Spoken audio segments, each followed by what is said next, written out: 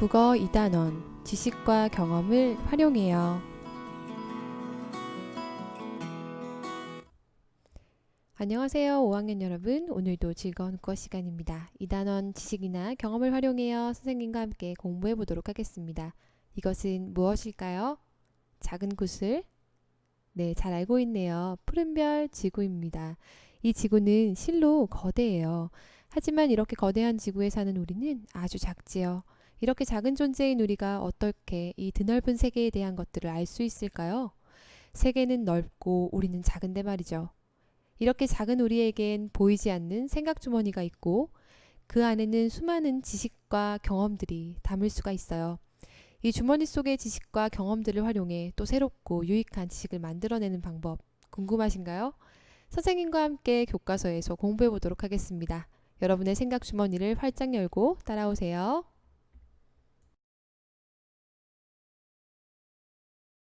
60페이지로 넘어왔습니다. 지식과 경험을 활용하자고 했는데 지식과 경험을 활용하는 그 좋은 점이 있기 때문에 그렇게 하자는 거겠죠. 그렇다면 그 좋은 점은 대체 무엇일까요? 지식과 경험을 활용하면서 글을 읽는다는 건 어떤 좋은 점이 있길래 우리가 해야 되는 걸까 알아보도록 할 거고요. 그리고 좋은 점을 알고 났다면 그것을 직접 활용해서 글을 읽어보고 지식과 경험 중에서 경험과 관련된 체험한 일들을 떠올리면서 글 쓰는 것, 글을 써놨으면 완성도를 높이기 위해서 글을 고쳐보고 이 모든 것들을 조합해서 지식, 경험 활용한 현장 체험 학습을 계획하는 것까지가 이번 학습 과정입니다. 그렇다면 중요한 문제 같이 살펴볼까요? 지식이나 경험을 활용해 글을 읽으면 어떤 점이 좋을까요? 여기 나와 있는 이 친구는 지금 과학책을 읽고 있어요. 과학책을 읽고 있을 때 지식이나 경험을 활용하지 않은 채로 글을 읽게 된다면 안에 있는 내용을 잘 이해할 수 있을까요? 네, 이해할 수 없을 거예요. 하지만 머릿속에 이 생각 주머니에 들어있는 자기의 경험 그리고 배웠던 지식들을 조합시켜서 이 친구는 또 다른 하나의 새로운 지식을 만들어내고 있는 것이에요.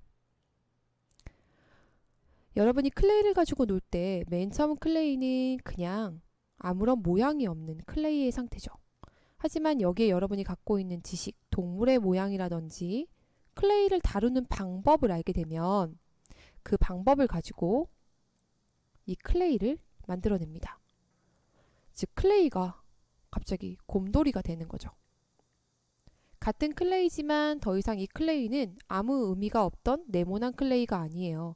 여러분의 지식과 경험을 통하여서 하나의 새로운 창조물이 된 거죠. 그러면 이렇게 중요한 경험과 지식을 활용하는 방법 선생님 다음 페이지에서 알아보겠습니다. 62페이지예요. 줄다리기를 하거나 본 경험, 줄다리기와 관련한 지식을 떠올려 봅시다 라고 되어 있는데 줄다리기가 메인 주제로 나와 있고 63페이지를 살펴보니 오늘 읽을 글은 줄다리기 모두 하나 되는 대동놀이라는 이 글을 읽을 것이라는 것을 알 수 있습니다. 그 이야기는 교과서에서 줄다리기와 관련된 여러분의 지식을 떠올려 보자고 했어요. 그렇다면 지식이 무엇일까요, 여러분? 선생님과 함께 지식의 사전적 정의를 살펴보도록 하겠습니다. 1번 같이 읽어보도록 할게요. 어떤 대상에 대해서 배우거나 지금 여러분이 선생님에게 배우는 이런 걸 얘기하는 거죠. 여러분이 실천을 통하여 알게 된 명확한 인식이나 이해를 지식이라고 얘기합니다. 여기서 말하는 실천은 보통 5개의 감각인 오감을 통해서 이루어진다고 말할 수 있겠네요. 즉 오감 뭐 있죠? 보고, 시각, 듣고, 청각, 그리고 냄새 맡고, 후각, 그리고 또 한 가지는 네, 맞습니다. 미각, 맛보고, 그리고 손이나 몸을 통해서 느끼는 촉각을 의미해요. 이 5가지의 감각들을 통해서 여러분이 직접 몸으로 느끼고 체험하는 거죠. 예를 들어 시다라는 단어는 여러분이 어떤 감각을 통해서 배울 수 있나요? 네, 맞아요. 맛보고 나서 여러분이 학습할 수 있는 것이죠. 신 레몬을 먹고 나서 그때 아이셔 라고 알려주면 아, 레몬의 이 맛은 시다라고 표현을 하구나 라고 여러분이 그렇게 지식을 쌓게 된다는 말이죠. 자, 잘 살펴보았나요? 그렇다면 여러분 줄다리기와 관련된 여러분의 지식, 여러분이 책에서 읽었던 아는 지식이어도 좋고요. 아니면 여러분이 직접 운동회 때 경험했던 경험을 떠올려도 괜찮습니다. 지시간에 사실 경험도 포함되어 있는 거지만 선생님은 이렇게 따로 이야기를 하도록 할게요. 줄다리기와 관련된 영상을 하나 보여줄 건데 이 영상을 시청하기 전에 여러분은 이전에 먼저 62페이지의 이 빈칸들을 채워보도록 하세요. 왜냐하면 다른 사람의 생각을 듣고 나면 그 생각에 굉장히 휩쓸리기가 쉽거든요. 여러분이 갖고 있는 생각을 먼저 적어본 뒤에 선생님이 준비한 영상을 시청하고 그리고 63페이지의 글을 읽어보도록 하겠습니다. 시절 운동회에서 줄다리기 한 번쯤 해보셨을 텐데요. 놀이를 통해 단합과 협동의 가치를 일깨워주는 우리의 전통 줄다리기가 유네스코 인류 무형문화유산으로 등재됐습니다. 곽상은 기자가 보도합니다. 거대한 지네 모양의 줄을 놓고 초대형 줄다리기판이 벌어집니다. 줄 길이만 200m, 두께 1m, 40톤짜리 동아줄에 주민 1000여 명이 함께 매달립니다. 남녀노소 주민은 물론 놀러온 외부 손님들까지 어울려 한바탕 마을 잔치가 벌어집니다. 500년 넘게 이어온 우리의 전통놀이 줄다리기가 오늘 아프리카 나미비아에서 열린 유네스코 무형유산위원회에서 인류 무형문화유산으로 등재됐습니다. 우리나라뿐 아니라 베트남과 캄보디아, 필리핀 등 4개 나라가 자국의 전통 줄다리기를 모아 공동으로 문화유산 등재를 신청해 받아들여진 겁니다. 유네스코는 줄다리기가 동남아시아 벼농사 지역에서 중요시되어 온 단합과 협동의 공동체적 가치를 잘 보여준다고 평가했습니다. 한국에서뿐만 아니라 아시아 지역의 경제 문명과 관련되어 있는 공통의 유산으로서 대표성과 상징성을 가지고 있는 유산이라고 볼 수 있겠습니다. 이번 줄다리기의 등재 결정으로 우리나라는 김장과 판소리, 강강술래 등에 이어 18번째 유네스코 무형문화유산을 보유하게 됐습니다. SBS 곽상입니다. 잘 시청했나요? 줄다리기에 관련된 다양한 지식을 가진 채로 선생님과 함께 63페이지의 글을 읽어볼 건데요.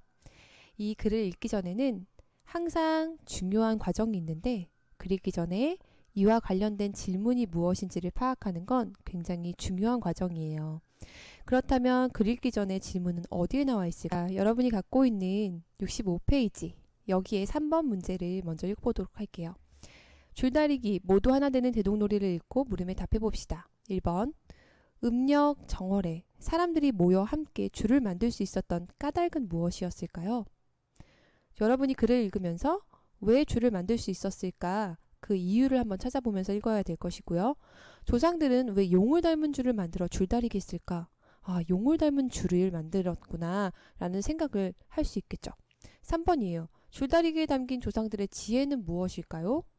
이 질문을 생각하면서 지문을 읽어보도록 하겠습니다. 이 글을 읽어주는 동안 여러분은 몰랐던 것이나 아니면 여러분이 보고 나서 생각이 떠오르는 것들은 밑줄을 그어도 되고 옆쪽에 메모를 해도 괜찮아요. 여러분 63페이지에 윤지가 자신의 생각을 나타낸 것처럼 여러분이 떠오르는 생각이 있다면 간단하게 여러분이 알아볼 수 있게 메모해 두는 것이 도움이 됩니다. 그럼 선생님과 함께 읽어보도록 하겠습니다. 줄다리기, 모두 하나 되는 대동놀이. 준비하는 과정이 더 즐거운 영산 줄다리기. 줄다리기는 줄을 당길 때보다 줄다리기를 준비하는 과정에 더 많은 뜻이 있습니다. 영산 줄다리기는 어른들보다 아이들이 먼저 겨룹니다.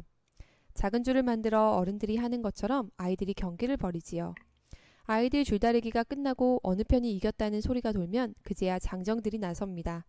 장정들은 집집을 돌며 집을 모아 마을 사람들과 함께 줄을 만들지요. 음력 정월은 농한기라서 마을 사람이 모두 모여 줄을 만드는 일에만 매달릴 수 있어요. 이거 아까 우리가 뒤쪽에서 봤던 질문에 해당되는 답이라는 걸 알 수 있겠네요. 그 다음입니다. 줄다리기 하는 모습을 실제로 본 적 있나요? 줄다리기에 쓰이는 줄은 엄청나게 굵답니다.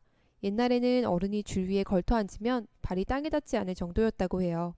요즘 영산 줄다리기에 쓰는 줄은 예전에 비하면 훨씬 가늘고 짧아졌는데도 굵기가 1.5m, 길이가 40m가 넘습니다. 또 암줄, 수줄로 나누어져 있지요. 줄을 다 만들면 여러 마을에서 모인 농악대가 앞장을 서고 그 뒤로 수백 명의 장정이 줄을 어깨에 메고서 줄다리기 할 곳으로 줄을 옮깁니다. 그리고 노인들과 아이들, 여자들이 행렬 끝에 서서 쫓아갑니다. 이렇게 줄을 메고 가는 모습을 멀리서 보면 마치 용이 꿈틀거리는 것 같답니다. 드디어 줄을 당길 장소에 다다르면 양편에서는 상대의 길을 누르려고 있는 힘을 다하여 함성을 질러요. 이 소리에 영상 집안 전체가 쩌렁쩌렁 울릴 정도이지요. 그렇지만 장소에 도착하자마자 줄을 당기는 것은 아닙니다. 한동안 암줄과 수줄을 합하지 않고 어르기만 하다가 어느 정도 시간이 지난 뒤에야 암줄에 수줄을 끼우고 비녀목을 지릅니다. 그러고 나서 양편에서 서로 힘차게 줄을 당겨서 승부를 가리지요. 이때 모두 신이 나서 자기 편을 응원합니다. 여기에 보면 모르는 단어가 있을 수 있는데요. 어르다, 비녀목, 그리고 지르다 라는 뜻이 있어요. 볼게요. 어르다는 사람이나 짐승을 놀리며 장난하는 것을 의미하고요. 비녀목이란 줄다리기에서 암줄, 수줄을 끼울 때 벗겨지지 않기 위해 수줄 가닥 사이에 끼우는 나무를 의미해요.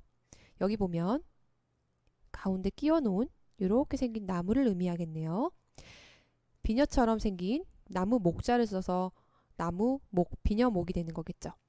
지르다 라는 뜻은 양쪽 사이를 막대기나 줄 따위로 가로 건너 막거나 내리꽂다 라는 의미가 있네요.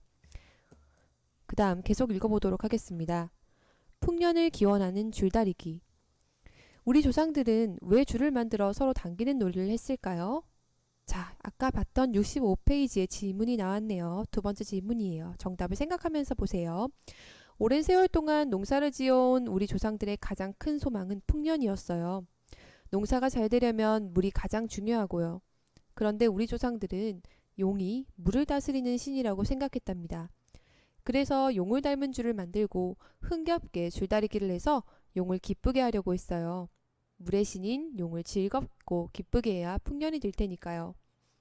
또 조상들은 계절이 바뀌는 이유가 신들끼리 힘겨루기를 하기 때문이라고 생각했답니다.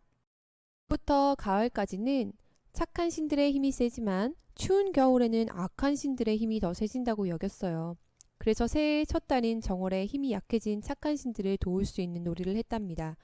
그것이 바로 여럿이 힘을 모아 겨루는 윷놀이나 줄다리기였던 거예요. 마음을 한데 모으는 놀이.